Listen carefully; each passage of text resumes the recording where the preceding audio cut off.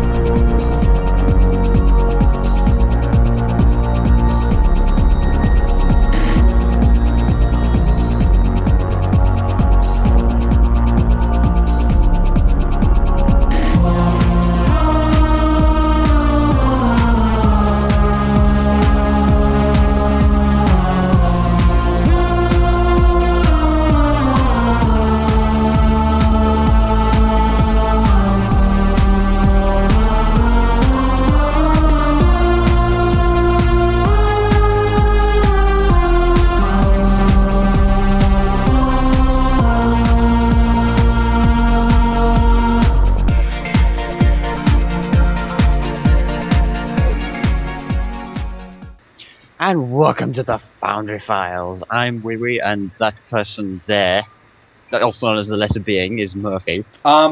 Lesser being, I'm pretty sure America kicked the British's butt in that thing called the French and Indian War. Just saying. I'm just saying. We also happen to have reached episode 42, which, according to the British Yeah. novelization of Hitchhiker's Guide to the Galaxy, Yeah. which was the meaning of life. So this episode right here is the meaning of life for the Foundry. Actually, that's a good point. If we reach episode 47, it will be Star Trek's version of it. Yep. But though I do think this is the episode where we're going to cover the meaning of life for the Foundry, but that'll be more in news. But anyway, what else do we got on the docket other than news wee for the week? Well, we're doing part 4 of Purity series. Yeah, so that's going to be fun. I think it's pretty obvious by now that we're covering the entire series. So yeah, we're about at the halfway point, so we got 3 more weeks, and then boom. I'm hoping by then we'll have the authors on. I should probably contact them soon and see which ones would want to come on and do an interview. Not only that, we're going to do some tips of something we should have probably done a long time ago, which are puzzles. Yep. How to do them, what to include in them, and are they worth it?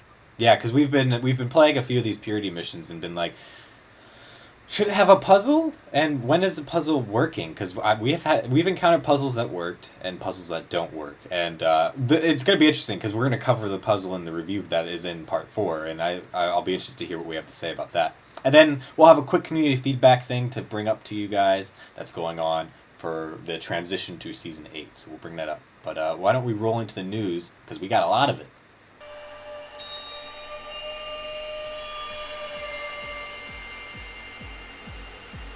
Welcome to the news segment. We're going to discuss this week's Foundry news for you guys. First up, this has kind of been going on for a bit. I believe it's still going on. I haven't been able to find the dates, though, for this. I don't know why. But voting for Foundry Challenge 8, I believe, is still going on. Just a quick plug for you guys there. So go ahead and check that out. I wasn't able to find where the voting is going on the forums. I found the thread for it, and it should still be going on until about the beginning of next month. But from what I'm hearing, I wanted to plug this real quick if it's still going on, because I've been hearing there hasn't been as much voting going on in this one from what I'm hearing. So just to plug that, go ahead, if you have the time, go check those missions out and help vote. Because, of course, we need people to at least play those Foundry challenges and stuff like that. So go ahead and check it out. But our big news for this week was the Geko answered some Foundry questions here on Trek FM. So this came out late last week, but because what normally happens when Geko's on an interview, does he tend to talk about Foundry a lot? No, he doesn't. No. He's in charge of the systems department, and you wouldn't expect him. He would be the last person you expected to be covering Foundry. Exactly, like we've discussed. Well, do we want to have him on the Foundry Files at some point? It'd be cool, but he's not really Foundry. No, it's like he's like not a Foundry guy. He would probably direct it to someone else. if anything. Yeah. So But so I assumed when I saw the interview was up on the Stowe forums, it was just the season 8 stuff and stuff like that. But there was one Foundry question thrown into this that I was told to go listen to, and so the question was, any news on Foundry players being able to create their own maps, like PvP maps and stuff like that? I asked Wee Wee because I had my own reaction to this. He thought it was a good question, but I was just like, Foundry authors don't give a crap about this anymore. They want other stuff. But I do. Really wanted that, so I was do. like, oh, okay. I personally do because partly because I PvP centric more so in Stowe, so I would like to create my own.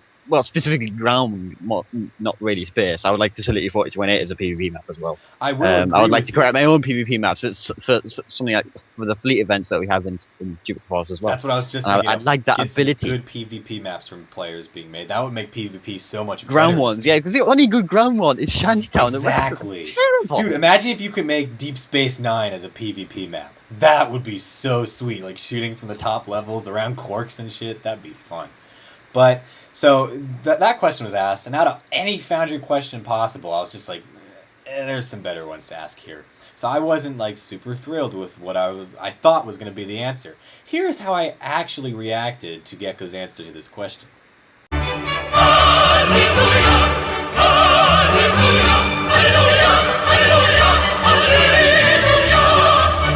Yeah, that was my reaction. What did he say that made me so happy? Basically, he immediately flat out said that is not on the table for this next Foundry update. That's way off in the distance. They want to do that, but there are so many more issues right now with the Foundry they want to look into for this next Foundry update, which I do agree. The first thing he mentions, like 3 seconds into his answer, is he wants better search features in the Foundry. Now, here's my argument. I don't know if I made this argument on the show, but I'm about to make this argument. They could do whatever they want to make the Foundry awesome the next time they update it. They could give us the tools to make the next awesome featured episode series that even beats the Romulan one. Say they give us the tools to do that and tons of people can pull it off. That is great, but none of those updates are going to matter if nobody can find the mission. And as of right now, the search is just in a state where you can't find people's missions. There are so many below that. You get the 50 missions on that list, and then anything below that, you have to know what you're searching for. Assume you're just some random player, which is the majority of the player base, who is just going in game to find a mission. They're not going to have any clue what to search for. You have to know what you're going to search for that. So the search features, tags and stuff, which he did mention from Neverwinter, they want to start bringing stuff like that over into the Stowe Foundry, and I think that's going to be the best thing they can do to the Foundry in this next update. If that is not in the next update, that says Geko is saying that's going to happen, I would be extremely sad because that's like the most important thing to do right now. But what else do they have here? What else did Geko say that was they were looking into for the next Foundry update? Well, 3D editor, that's a good which one. would be nice. I would like a 3D editor, I have to admit. Yeah. I remember back in the old days where you had to basically guess where you wanted to put your stuff in the map. That was a pain. It was such an improvement when they put the overlays in Season 4. That was what we needed at the time. Now is the next step. We need a 3D editor. Exactly. Like Neverwinter as well. And by the way, from Neverwinter we need the ability to edit in the maps, just saying. Yeah. But 3D editor, big improvement. That is what we need. Especially with a lot of Foundry authors now testing out custom interiors and stuff, like the Purity series has had tons of those. But remember, this is still Foundry, 2D editor. That had to be a pain to make these 3D maps, because like we're going to get into it for this mission. They made a huge ship interior, and it's big. But again, they had to edit all this on just a 2D image, and it's just like, oh, geez, I can't believe they pulled this off. Same with like Alamac missions. So this 3D editor, I think, is going to make it a lot easier for people to make these type of interiors. And then the other one was they have Romulan content on there. This was a big one we discussed a few weeks ago, where it was like the Romulan content got pushed early onto holodeck. Everybody was really surprised, and they got quickly pulled. We assumed it was an early release, and then we got the answer that was like, this was a mistake, it's not happening. And everybody just went, huh? Basically, Geko's answer does not fit with that at all. His answer was basically, yes, it was leaked early, it was not ready to be released to everybody yet, so they're going to keep working on that. And that's another big thing they wanted to push too. So it sounds like, yes, we are going to get Romulan missions. We are going to be able to make them. They just have to work out all the kinks and stuff, because it seems like there were still a few issues. So I'm glad to hear that answer. That made me very happy. I don't know about Wee Wee. I don't know. He hates those Romulans, but he's a Klingon. I mean, he hates Tribbles people. Come on. But that's about it. I mean, there was a few other things he threw in there. Basically, his answer then at the end, after he did call those 3 things out, was basically, if you have a feature from Neverwinter you really like, they're going to try to import that over, because that's going to be a bit easier than just making PvP maps. Spot of the choice. Yeah. Words are tough, guys, especially in this thing that the British came up with in the English language. It's difficult. But you know what's not difficult is hopping on to Stowe and playing through Purity 4 of Vision. So let's go and review that.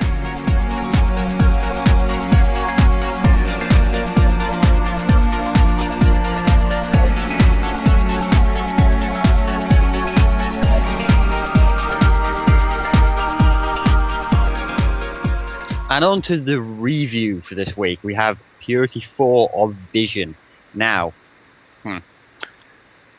we've had a little bit of a debate, especially over part 2, and a little bit of another debate over part 3. This was a mission that we're both looking forward to. Yep. In terms of hopefully it'll progress the storyline. But, well, as of this recording, it has 802 players and a 4.35 star rating, so that'll even out with, the usual 4.19 star rating. And actually, speaking of, I noticed a 4.38 for last week's mission. That was checking at the same time as this, but anyway. Yeah. This plot, well, I think, Murphy, you can probably describe it better than I can, Alright, to be honest. there we go. Because I have a few where I've had it and bits about the ones in the past, haven't I? And this is a mission that should turn. This is a mission that should turn me around. Now, is it going to turn me around? Let's find out. So, reveal the clues behind the Admiral's plot and bring her to justice. But is there more going on here than meets the eye? So we've had a big discussion in the past that the one complaint we had with the last 2 parts was the story kind of did slow down, at least plot-wise, and we weren't really getting answers to, is there more going on here than just this one planet? So you will have to investigate to find out. But I will say, I'm very happy to see where this went. The plot is very good. I felt this is exactly where it needed to go in this part. There was progression. You did discover more things. So you got answers to questions you've been having, while more questions to the mystery arrive. So that's a great way to tell a mystery story that isn't quite finished yet. Is you're answering some questions so people aren't confused, and then you're bringing more up to keep them interested. How did you feel, Wee Wee? I thought it was good to get away from that planet for a change. I mean, as much as it is, they try to emphasize the difficulties of what happened there. I just thought it was boring. Mm-hmm. It's like I don't want to. It's like I want to progress on the plot line against this person so we can get her out and done with, and then we can maybe clean up afterwards. Because right now we need to get rid of the source before we clean it up. And this mission, I think, well, shall we say, came to a rather abrupt end with the first 2 minutes for this bad guy. Well, I wouldn't say abrupt end, really. She was more like defeated, really. But it's open to interpretation of what exactly happens. You'll probably pick up it. You might not. It depends how it all pans out. It depends how it But yeah, it was a bit disappointing she wasn't in a little bit more. I mean, you got to fight her ship, which was good. It made a change, but it just felt, that's something that should have really happened maybe at the end of the series. Yeah, the characters in this mission were great, and there's a few new ones introduced. So we kind of discussed the Admiral here. It's tough because she is barely in this one, but her role again is back to being front and center, at least for the beginning of this mission. And you end up defeating her pretty quick, but quick is an understatement. Yeah, it's basically you start the mission off in battle with her, and of course you have to. And then you defeat her. But it's written in such a way that I'm questioning whether she really beaten her or not. You'll have to play the mission to find out exactly how you beat her and how this works out. That's why I say it's open to interpretation, because you don't know. You don't know. Like, we made the argument, oh, she's down, she's out, she's gone now. But then I was like, she could make a reappearance. Really? It's like, really, yeah, but... We'll see. I don't think she is. I would have preferred most of this mission really to revolve around her a bit more, but Well, yeah, we'll have to see because it does seem like wow. because It's funny yeah, because we wanted more progression in the story. We got so much in here. Maybe it we could have been got slowed down to just be about There her. are parts which I've stated over the past couple of weeks which actually panned out in this mission. There are more involvements than you really think, and that was a good compromise I felt. But even still, maybe that together with the bad admiral would have made it a bit, better in ways. I don't know, but I think the way it might pan out in the future might make this mission quite good. Because there are some good story progression, some good elements. You get to use bits and pieces of their tech. Like you go aboard their ship, you board it or something, and then you sort of like scout around the files, all that kind of stuff, the damaged files, corruption, by the way, corrupted files. Oh my god! I don't see that much when you're boarding the damaged ship because all of the consoles and the the files really are all adds to the perfectly environment. intact. They're all perfectly intact. This has actually been damaged. You can tell you've beaten this thing up, and it's like. This is what happens when you beat ships up too much, even if it's the bad guy. It's like, we really could have used this information. That really fit. That really added both to the environment of these maps and to the story because you always wonder, you're blowing these ships to bits. Of course they're going to take damage, especially in the computer. So I loved it. That was a very nice touch there. So like examples of that's where the dialogue was very well written in this mission. Overall, I felt it was good. Nothing really stood out to me though as making it like super great, but I didn't have issues with it. One interesting point I thought was it's something that's been on. Well, it's basically been on Star Trek ever since season 3 of TNG, which is the prominence of the Federation and their actual position. Instead of being this utopian society, they're actually a society that forces you into sort of like entertainment. Yeah. It's like you must be happy, or we'll send telepathic counselors over to you.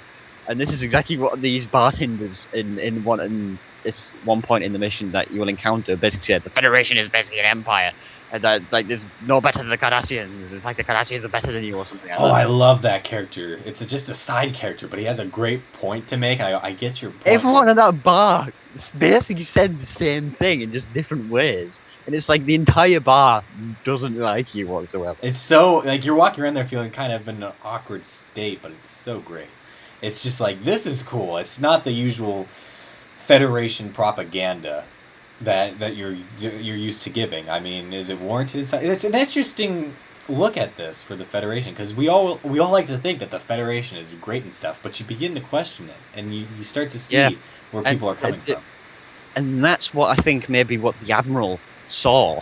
Maybe that's why she did what she did, or something along those lines. Because there was a little bit more to the story, which I'm not really going to say. Yeah. But maybe that's what she realized, or something, or whatever the reason is. I hope it's something good. But in any case, this perspective on the Federation, I really, really have a good thumbs up. Yeah, good thumbs up here. I mean, we can't go into too much because we don't do spoilers, but there is so much in this mission around that you owe it to yourself to go play through it and experience this awesome plotline there.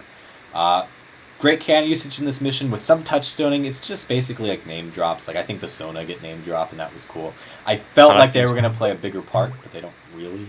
So it's nice to mention them just because. Yeah, I thought it was cool because you don't really hear much about the Sona. They're in like Insurrection that one time, and then they're mentioned in Deep Space Nine as being non-aggressive with the minions. Yeah, but that's it. And they were kind of cool. I mean, I could see them being shown up a few more times. And then there was a few minor spelling and grammar errors that I picked up on. Nothing huge, but there was a few. The one I really did pick up on was there was like a grammar error that made the sentence kind of funny. I forget what it was. It just made it hilarious when I read it. I was like, that's a funny grammar error. So go ahead and look for that. There's only like 2 instances though of this in the whole mission, so that's pretty good. I don't think we picked up on it. But again, so it's not easily noticeable, but it is there. Story clocks in at 8.64, our 19th ranked in story. So very good here. I definitely think the story is progressing and back on track to where we were hoping it would be. Definitely progression, and I'm interested to see where it goes now because there's definitely a lot to lead up into this next mission where you're just like, what's going to happen next? And that's the exact feeling you want at the end of the mission. So let's move into technical because this series has been definitely pushed to the limit with technical stuff. They've been doing some great stuff here. So let's see what's been going on in this mission.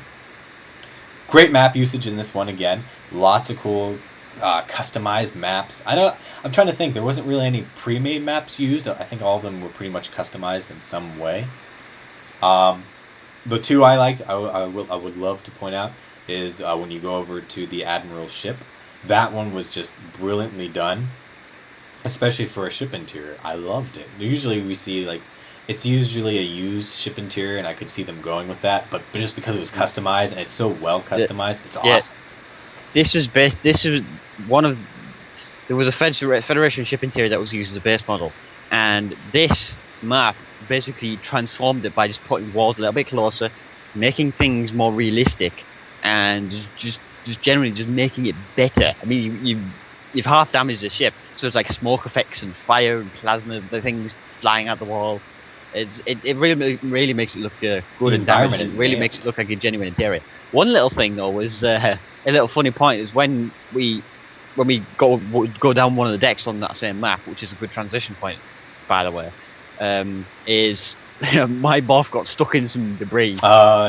From because he was in that location, and then when he transformed, there was some debris in that part that wasn't there before, and I'm like, you just completely failed. I've just moved on. Bad Boff. Yeah. And then you go to the town where this bar is that we've mentioned. That was brilliantly thrown together. I was blown away by that. That was a lot of customization on that. Something I'd expect. I actually got lost down there. I couldn't find my way down. It's like, is this the way? I found a staircase, and it's like, that if I happened go to me down now, dropping 30 feet. Yeah, that's not a good thing. I almost was like, do I jump down here, or is there a path? I found the path eventually, but.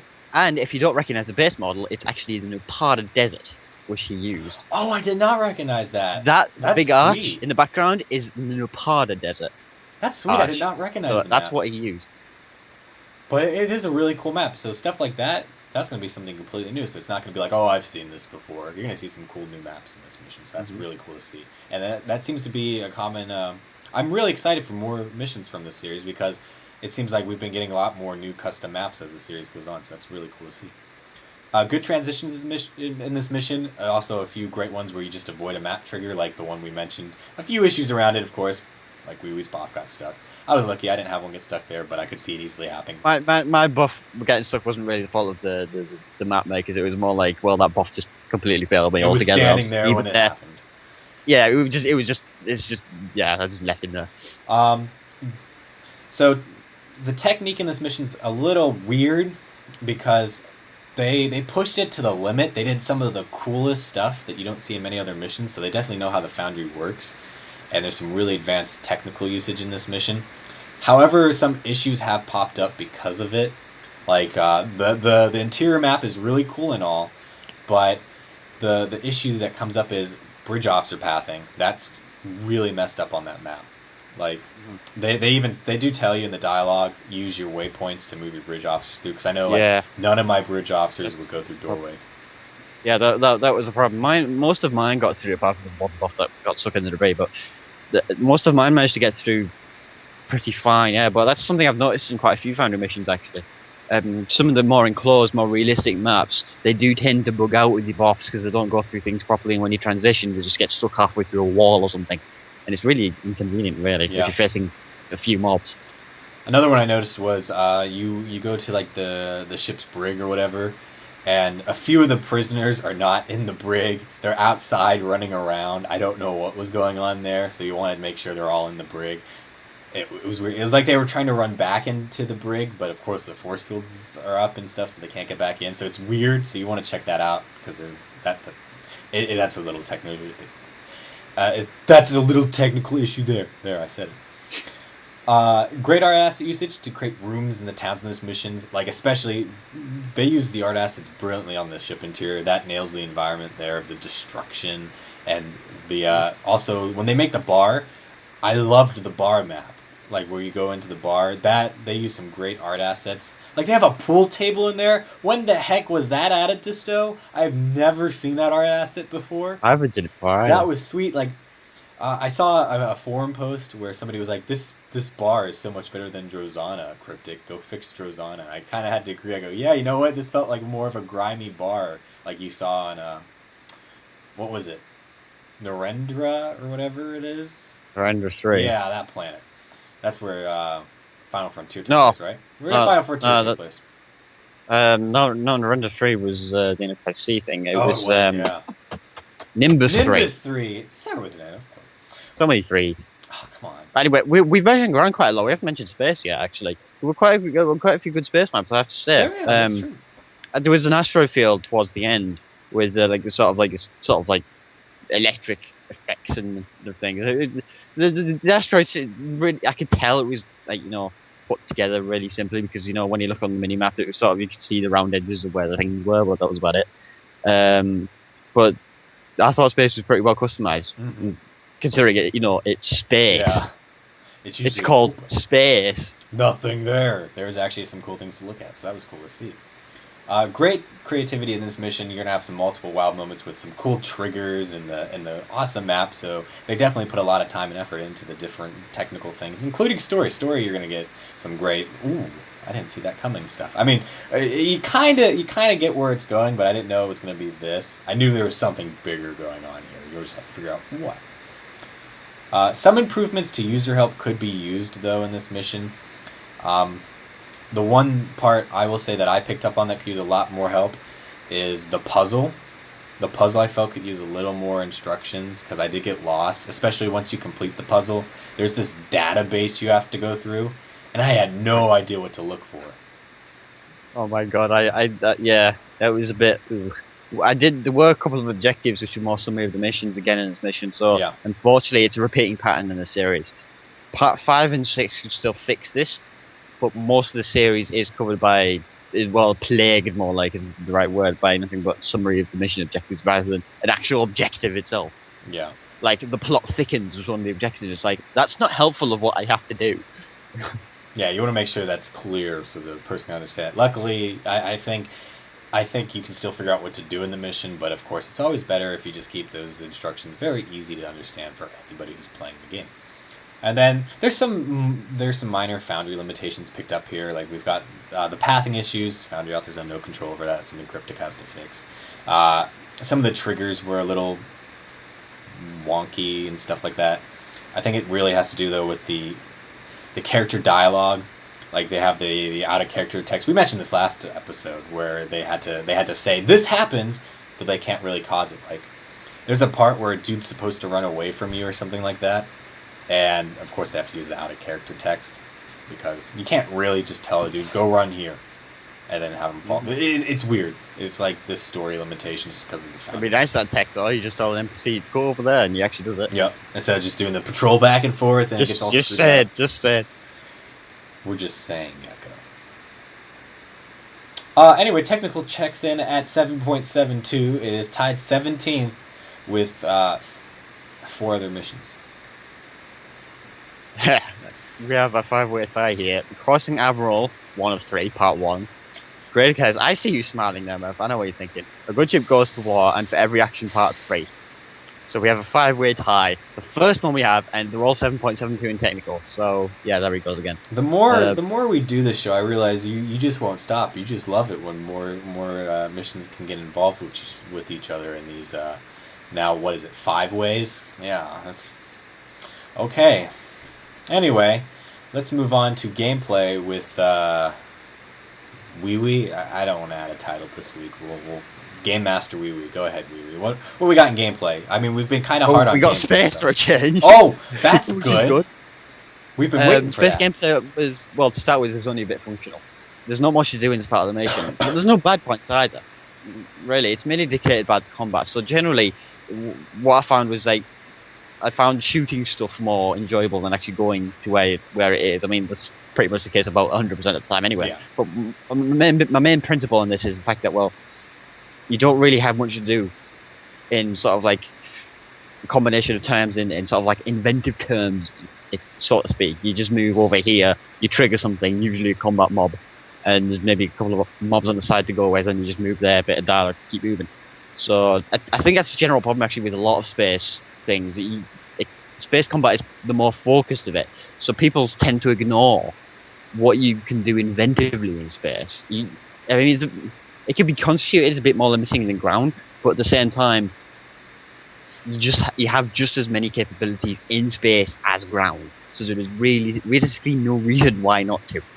So it's not fault of this mission. It's something I'd like to see more in future missions, victory review. To be honest, just generally better space gameplay. But like I said, the space combat was there, and I think both of us agree it was very engaging. Yes, very. There are multi-stack groups with a variety of mobs, which allows for enjoyable battles, as you are facing multi-ranked groups at the same time with different mob types. That was fun. So basically, there were reskinned, I think, Nausicaan and Orion groups. Yes. But because of the Klingon Empire, they're allied automatically, and there's like a variety of the different ships, like the reskinned, like different mob types ranging from battleships to the fighters even.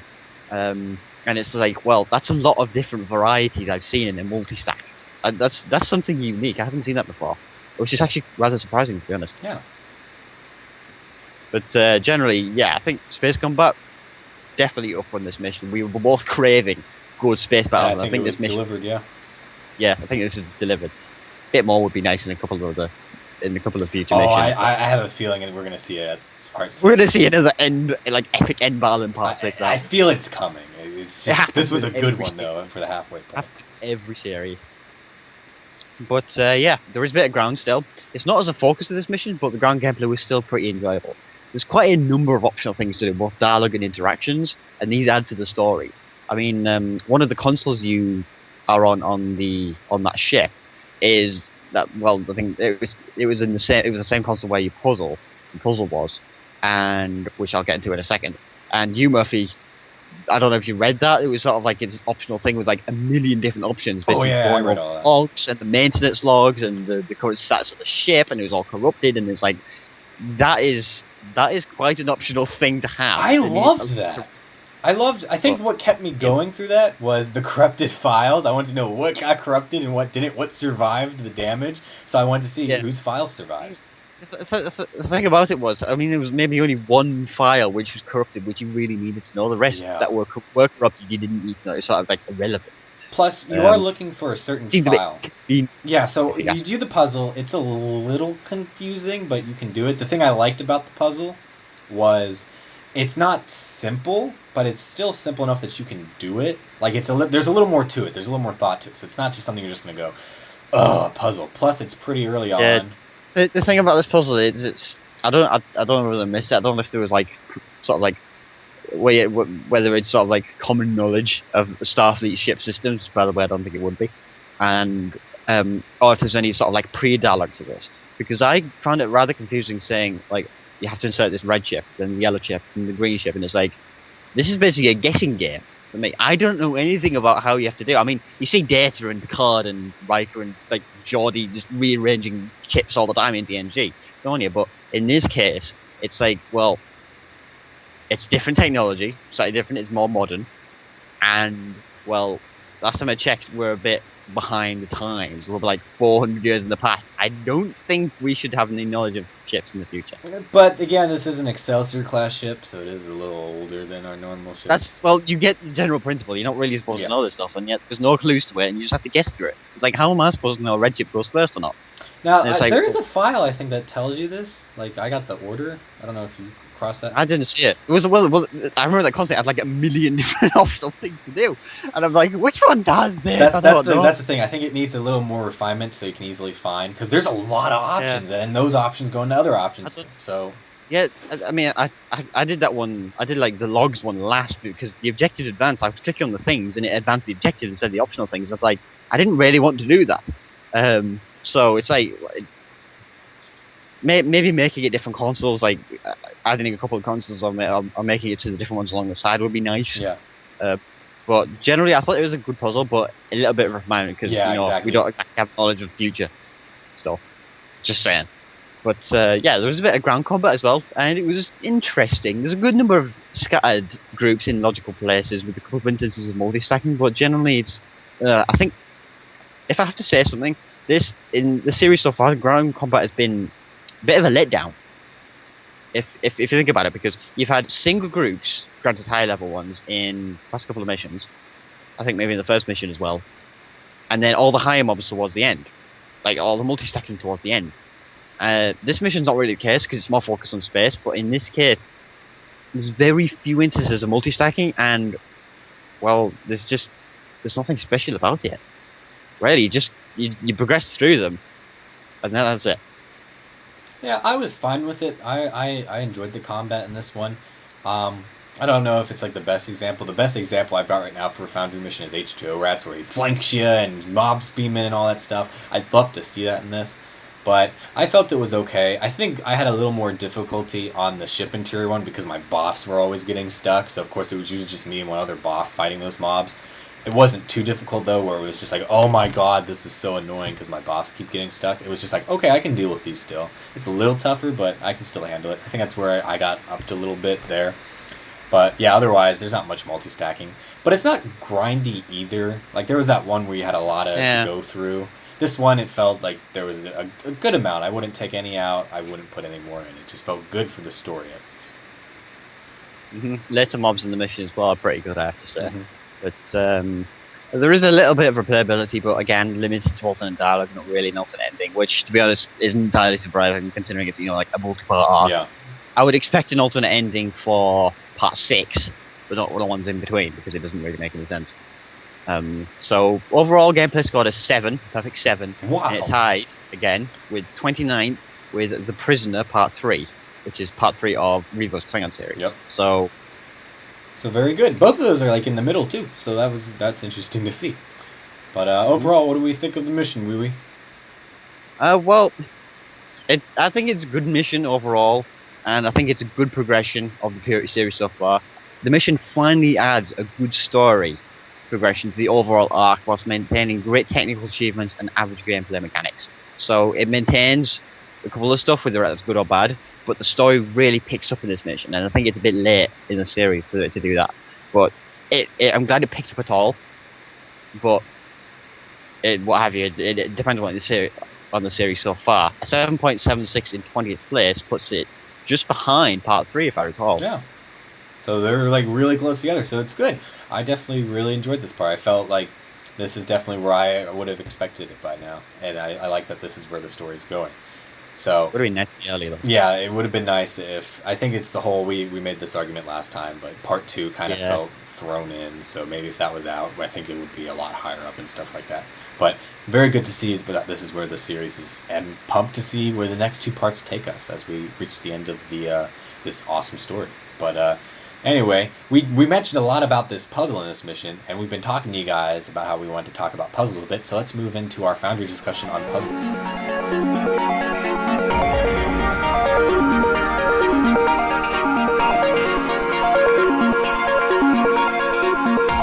Alright, now on to our discussion about puzzles. Now, do we have the qualifications to talk about puzzles? Well, seeing as I think we've both used puzzles in our own missions, and we've seen tons of puzzles through reviewing, we're going to talk about them and give you guys our opinions on what we think of puzzles and stuff. And so let's first hit, how do you craft a puzzle? So how do we work about a puzzle? I don't know about you, Wee Wee, but the first thing I hit is simple puzzle. Okay. Actually, I'm going to include. I went to include a puzzle at the same time here because it links in together. All right. What you do is you find a place in the story which you have an opportunity to do so. Do not force the story or the gameplay into a puzzle. Fit one in if you can fit it in.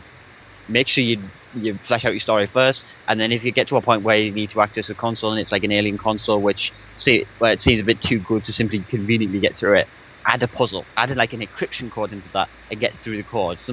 But don't make it too difficult, because we've seen in the past, don't make it sort of like a future technology, don't make it like a Borg technology that's like with no information. Make it simple, make it easy to understand, but make it challenging at the same time. And what I mean by that is basically if you want it to be challenging, add a few instructions, not too many, because otherwise then people can't remember anything about the puzzle. Just like click, click, click, click, click. Yeah. And I think you, Murphy, you've done that before, haven't you? When there's a lot of dialogue and you just like click, click, click, click. Yeah, that will happen.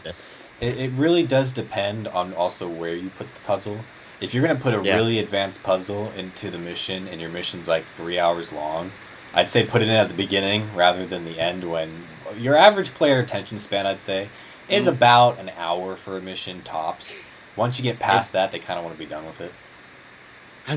It's all relative to what the mission is. I wouldn't Yeah. say the beginning's the best place, because I could easily put one in the middle and it would be just as good, if not better.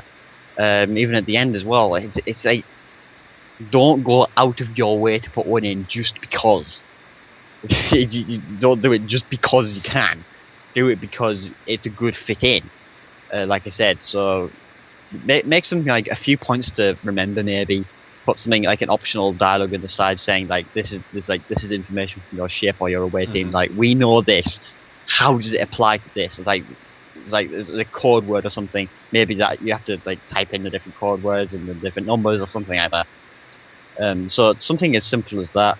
You could also, if you really wanted to go advanced, you could add the different specifications of each ship, but I think that's really bleeding into how a starship works, which is basically future technology, and really complicated advanced mathematics in a game, which is not good. If you wanted that, go attend math class. Yeah, math class is boring. I mean, what was that? Yeah. We played that, this is an example of a puzzle I would say not to do. There was that puzzle we played where it was like those 4 questions that we knew none of the answers to. And it was just like, don't do that with your puzzles. The only sort of relation to that was, it was like the Nexus one or something, wasn't it? When's the Nexus one? That was the only one we got. And it actually turned out to be the right one. But the rest of them is sort of like completely unknown. It's like, well, if the Nexus one is the only thing to do with Star Trek, and you have no idea what the rest of them are, logically shouldn't that make the Nexus one the right answer? And it's like, well, it's too obvious. Don't make it too obvious at the answer. Make it seem obvious for other answers, but maybe get it wrong. But don't make the player spend too much time on it, otherwise they get frustrated. It's like, I'm not progressing anywhere. This is unenjoyable. Race bet. Yeah, you don't. That's not what you want to happen. You don't want them to have to go out of game to find the answers and stuff like that. Because for that puzzle, you had to go out of game. If it's in the mission, that's okay. If it's something that's common knowledge, like simple math or something that we've seen. Or even store law. Store law is a good subject. So stuff like that. So let's do a little bit of recap here. It seems like if you're going to add a puzzle in, make sure it makes sense. Don't just add them in. Yeah. Like, here's an example. If you're doing something more advanced than pressing F for something, like it makes like no sense just to press F and then the task is complete, that might be a good place to add a puzzle. Your difficulty there is up to you depending on the task, and that's when it's great. Like for the mission we reviewed today, that was great. Instead of just pressing F and getting all the information right away, you had to do a bit of searching, a bit of fixing, so it kind of felt like there was more to it than just, information. Because that's not what really would happen if you're on that ship. You'd have to do some searching and maybe some fixing of the systems and stuff like that. Mm-hmm. And then, so, let's hit puzzle difficulty a bit. I don't know if we kind of cover this clearly, but the general gist I have for when I make a puzzle or play one is it's usually best to keep it simple.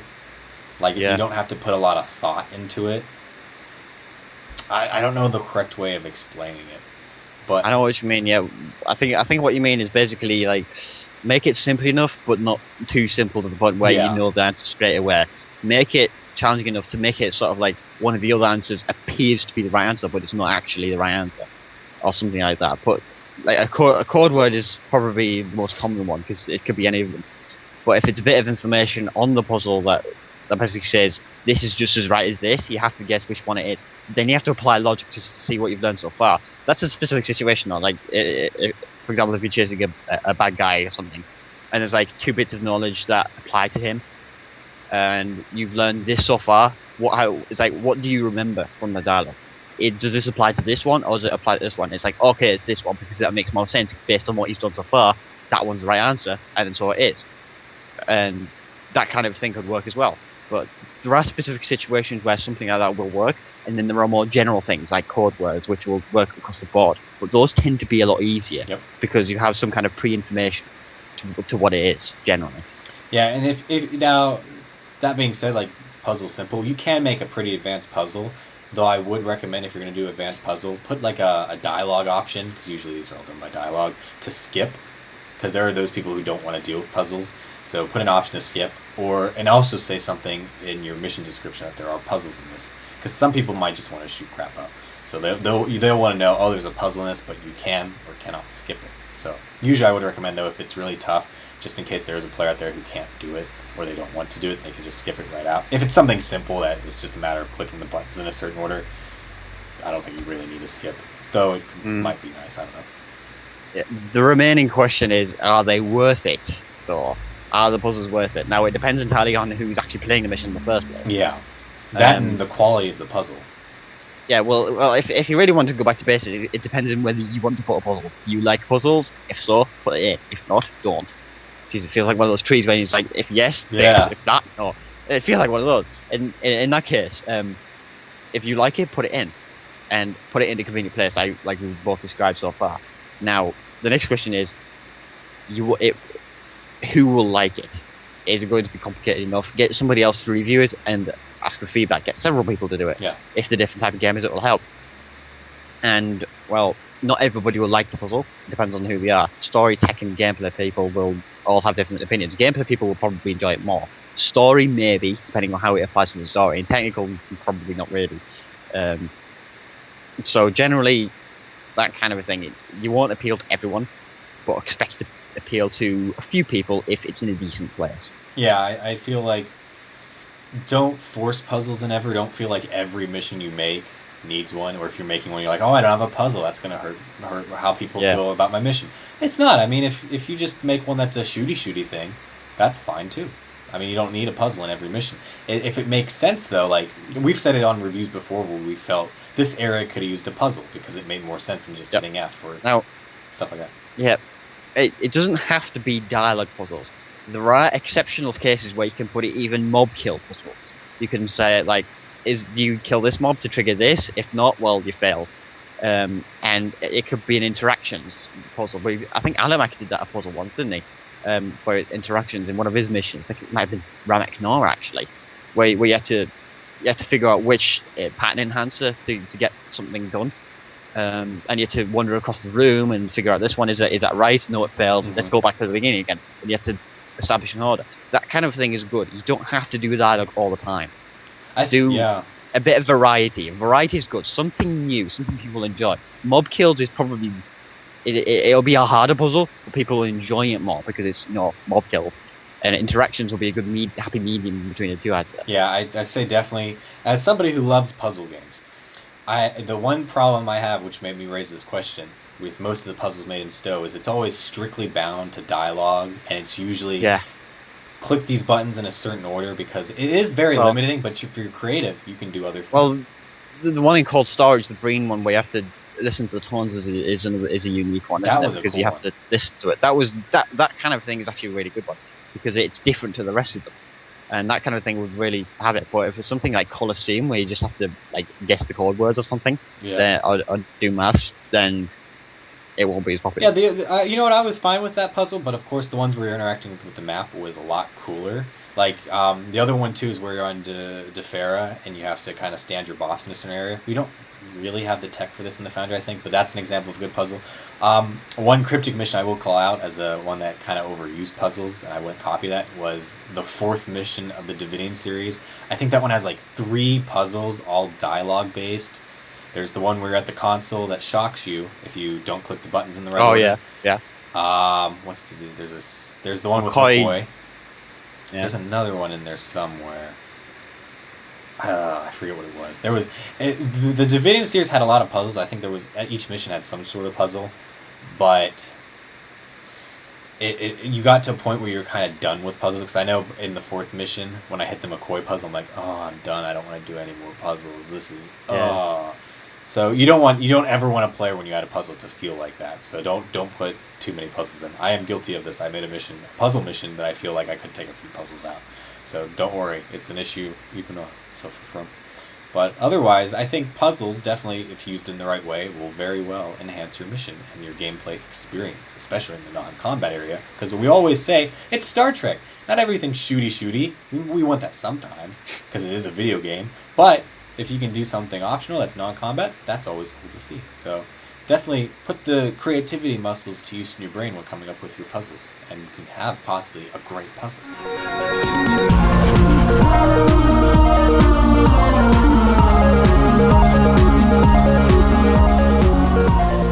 Alright, so really quickly in community feedback, we want to hit, Drogan sent me this, and I feel it's good to bring to the Foundry community's attention, because it is a very good goal. And basically there's a forum thread going on right now, which is promoting tribble testing on Foundry triple testing. And so, of course, we all know that the Foundry breaks and there's bugs every time there's a season patch. So basically what he's suggesting is when they open the Foundry up on Tribble, Foundry authors to go test it, make a full-on awesome mission, but make something that's like testing the different aspects of the Foundry out to make sure everything's working fine and as intended. And then when it's published, it's playable and stuff like that. And so that's great, because I know we don't get a lot of Tribble testing done because you can't take what you make on Tribble and move it to holodeck. I've always hated that, because especially when I haven't Tribble tested Foundry since the beta days of the Foundry, because you couldn't transfer over. And as somebody who made 3 full missions over there just to play around and say, oh, this is so cool, I love the Foundry, I hated having to remake those missions. So my TARDIS fell off. Oh, come on, Wee Wee. But Wee Wee, do you do Tribble Foundry testing at all? What's your opinion on that? I've done it before in beta, and I think I've poked around a couple of times since then, but no, not ready. No, I haven't tested either. Here's my opinion on it, and I'm going to sound pretty evil and bad when I say this, but we've had people do Tribble Foundry testing before, and Cryptic hasn't listened. Because I believe Revo, I forget which season it was, did a lot of Tribble Foundry testing. Goes, there's some issue here, Cryptic, could you fix this? And they didn't, and then it was broken on holodeck. And so that, as a player, just kind of turns me off and makes me not want to test, because this is great. It's great to test as long as Cryptic listens. So if you want to go test, go ahead and do it. Use your free time. If you well, that is if you can get onto Tribble right yeah, now, because that's another thing. I can't. I'm a silver player, so I can't. So I'm hoping they do open it up by then. I think Geko mentioned recently they're going to open it up for Tribble Test Weekend towards the end. So I'm ready, because I think it was like Legacy of Romulus. Not as many people played it on holodeck because everyone played it on Tribble beforehand. Yeah. Which personally I'm guilty of. So way to go! I waited. Yeah. I was patient. But yeah, that's what they're doing. It's an unfortunate situation, but it's happening. So. But again, if you got the free time and you want to use it to test the Foundry, good on you. You're doing a good thing as long as Cryptic listens. So Cryptic, listen to your testers. But that's it. I mean, that's this week's episode. We had a lot to cover this week. So we're wrapping up the Purity series in about 2 weeks here. We've got some great mission suggestions. So if you want to suggest missions, head on over to foundryfiles@gmail.com. Shoot us an email there. Especially if you are a Cleon author. Because remember, we got Cleon month coming up. I don't know when that will be, November, December. We'll decide once Purity's done, because we're going to be quite busy with that and the hopeful interviews after the show for that. But follow us on Twitter, subscribe on YouTube, because that tells us the audience size and stuff like that. You can listen to us on iTunes. Just search Foundry Files or find it there. I think that's it. So I think that is it. That is it. So I guess we'll see you guys later. So goodbye and live long and prosper. Blah.